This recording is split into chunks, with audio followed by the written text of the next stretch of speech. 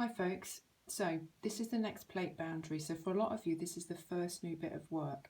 So this is just like the diagrams that we've done before when we did destructive, when we did it on a big A3 sheet. So I'm doing it on a small whiteboard. I haven't got many colours, you'll see that in a minute, so I'll kind of draw it as I explain it. If you've got some A3 paper at home, then just draw this outline. I'm going to just talk you through this bit because this is everything we know. So what have we got?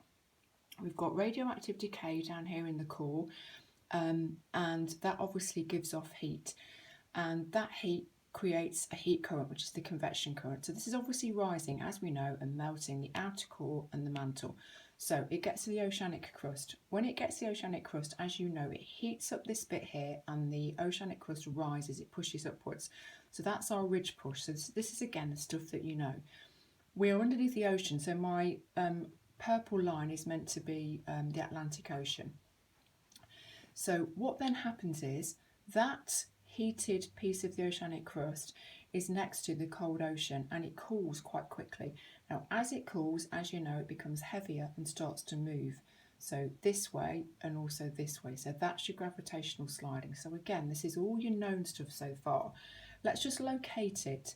So North America here poking out above the Atlantic Ocean, Europe and Africa here poking out above the Atlantic Ocean, North American plate and Eurasian plate. So what starts to happen? I'm just going to use my notes so that I don't miss anything out. So when this ridge gets pushed up, that actually creates something called a mid-Atlantic ridge, and I'm just going to write that on there as neat as I can at this angle. Mid-Atlantic ridge. Now that's the name of it. That is in the middle of the Atlantic Ocean. Now sometimes this ridge gets pushed up and also the magma that actually appears on the ocean floor there can build up so much and create an island. So an example of an island, let's put that over here, is Iceland. So I'll just recap that.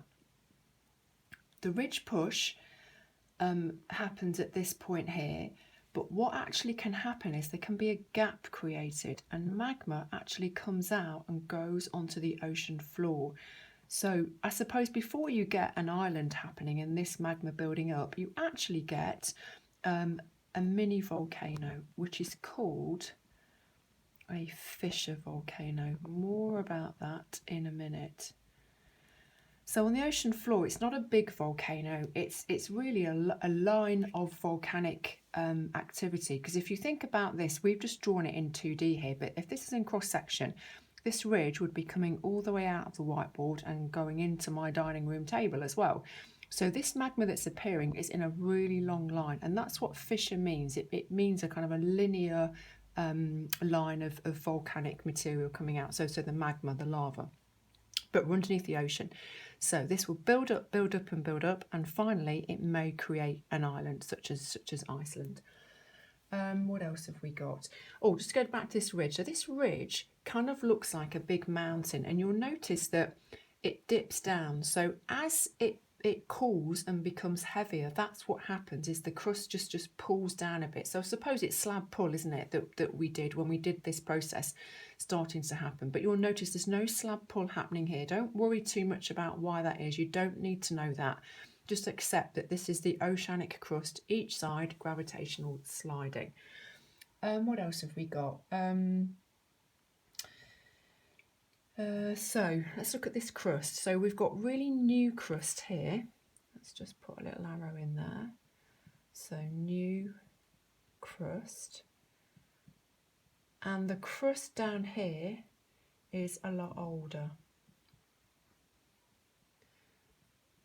So I'm hoping when you think of that, you think of good old Hess and his sea floor spreading, and also the paleomagnetic banding. So what was that? I'm hoping you can remember, but I'll tell you if you can't. So this was where the material that comes out at the ridge has within it iron, and this iron aligns itself with magnetic north. So depending on which way the magnetic pole is at that point, it will align itself with whichever way that magnetic pole is. So you get a pattern across the ocean floor because the magnetic north has changed every 400,000 years. So paleomagnetic banding is happening on that ocean floor. Now, there's something else which is a little bit more awkward to explain and difficult to imagine. After you get that first bit of ridge push and the gravitational sliding happening, you've kind of got a lot of pressure on this bit of the crust here. So you kind of get a pulling apart just here. That's one reason why the magma arrives at the top and creates a volcano, a fissure volcano. But what actually happens is you get, if I just draw it maybe in a bit more detail, let's see if I can just draw it here. So imagine that and that there is just homing in on that bit there, and there's the convection current coming up there. Because that's pulling apart and that's pulling apart, you get a bit of a gap. Now this is called something, it's called a rift valley. At the bottom of the ocean, what it would look like would be, there'd be a ridge here and a ridge here, and kind of in between there would be kind of like a valley floor really, but quite often on that valley floor is the magma just bubbling out on the bottom of the ocean. But as soon as it gets there, it does actually cool.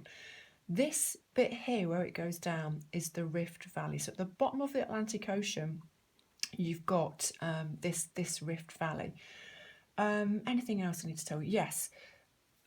When you get the gravitational sliding, what actually happens is you get remnants of the ridge here and here, and whatever you have that side, you tend to have this side, because remember that the magma comes up, the gravitational sliding moves it, gravitational sliding moves it, and that bit of the ridge that was here gets pulled to the side. Then a bit more comes up, it gets pulled to the side.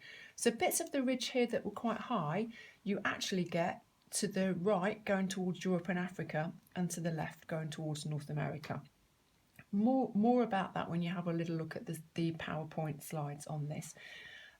Last thing to say is on Iceland, the island that gets created from this process, if any magma rises to the top of the actual island, so if you imagine that this would be Iceland with the sea level like this, you obviously get magma rising up in Iceland and forming volcanoes, and they are in fact fissure volcanoes.